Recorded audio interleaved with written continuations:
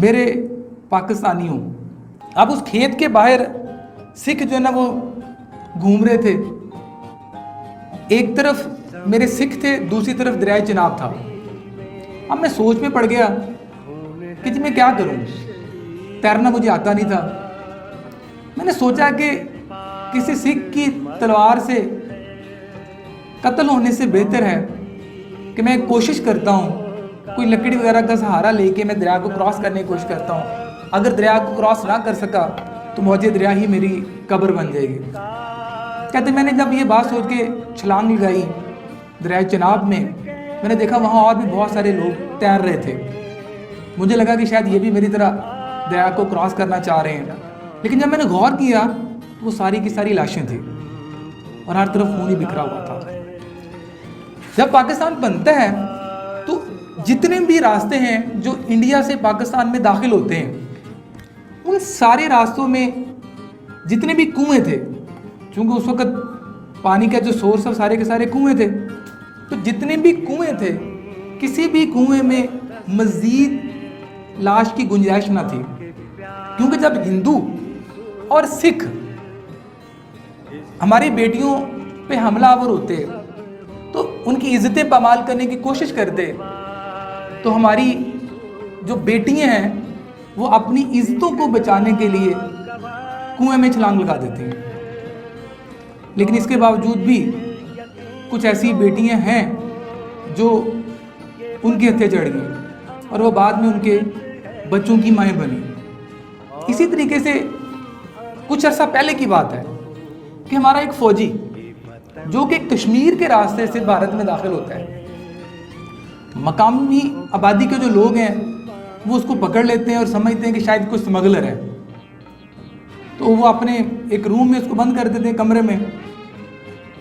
وہ بتاتا ہے کہ رات کے پہر میں میں نے محسوس کیا، یعنی مجھے سامنے ایک سایہ نظر آیا۔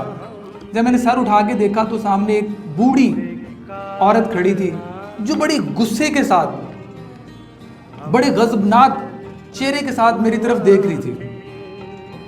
میرے پوچھنے پہ وہ بولی کہ ہم نے تمہیں پاکستان اس لیے بنا کے دیا تھا کہ تم سمگلنگ کرتے پھرو۔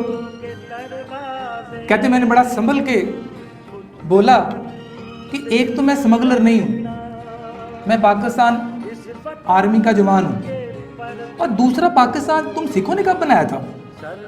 تم سکھوں نے تو جب پاکستان بن رہا تھا ایک قیامت ڈھائی تھی، ایک ظلم و ستم کا بازار گرم کیا تھا، یعنی سکھ ماؤں کی گودوں سے بچوں کو پکڑ کے کرپان کے اوپر چڑھاتے اور زور سے زمین پہ پھٹکتے، اس سے بچے کا پیٹ پھٹ جاتا اور اس کی ہڈیاں ٹوٹ جاتی، لیکن پھر بھی ہماری عظیم مائیں ماؤں کی زبان پہ ایک ہی لفظ تھا کہ پاکستان کا مطلب کیا، لا الہ الا اللہ۔ تو کیسے آپ لوگوں نے، آپ سکھوں نے پاکستان بنایا ہے؟ آپ نے تو وہ دن ہمارے لیے ایک ہولناک دن بنائے ہیں۔ تو مائی صاحبہ کہتی ہیں کہ جب پاکستان بن رہا تھا تو بہت ساری بیٹیاں ان درندوں کے ہاتھ چڑھ گئی تھیں۔ ان بچیوں میں سے، ان بدبخت بچیوں میں سے ایک میں بھی ہوں۔ وہ جو بوڑھی عورت ہے فوجی کو بتا رہی ہے، آج میں ان کے بچوں کی، آج میں ان کے بیٹوں کی ماں ہوں۔ میری ایک بات غور سے سن لو، اگر تم زندہ بچ کر کسی طریقے سے واپس پاکستان چلے گئے تو سارے پاکستانی کو میرا پیغام دینا کہ پاکستان ایک مقدس دھرتی ہے، اس کو کبھی بھی کوئی اس کے ساتھ بے وفائی نہ کرے، کبھی کوئی اس کو نقصان پہنچانے کی کوشش نہ کرے، کبھی کوئی اس کے ساتھ دغا نہ کرے۔ یہ بتانا کہ آج بھی میرے بچوں کو جب بخار آتا ہے تو میں پاکستان کی طرف منہ کر کے ان پہ دم کرتی ہوں، اللہ مجھے شفا دیتا ہے۔ نو ڈاؤٹ یہ متبرک جگہ ہے، یہ پاک جگہ ہے، نو ڈاؤٹ یہ پاک دھرتی ہے۔ مدینہ طیبہ اور حرمین شریفین کے بعد ہم اپنی اس دھرتی کو مقدس ترین سمجھتے ہیں۔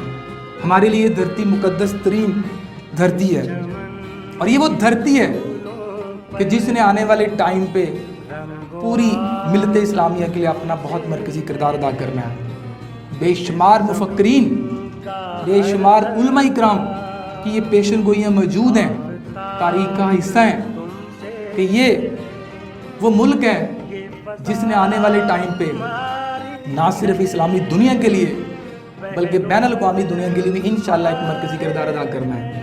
اور سب سے بڑھ کر جو آپ کے لیے میرے لیے بڑی اہمیت کی بات ہے کہ ہمارے پیارے نبی صلی اللہ علیہ وسلم کی بے شمار احادیث کی پیشن گوئیاں بھی اس خطے کے لیے ہیں، اور واضح طور پہ بتایا گیا کہ یہ خطہ اسلام کے لیے اپنی ایک مرکزی کردار ادا کرے گا انشاءاللہ۔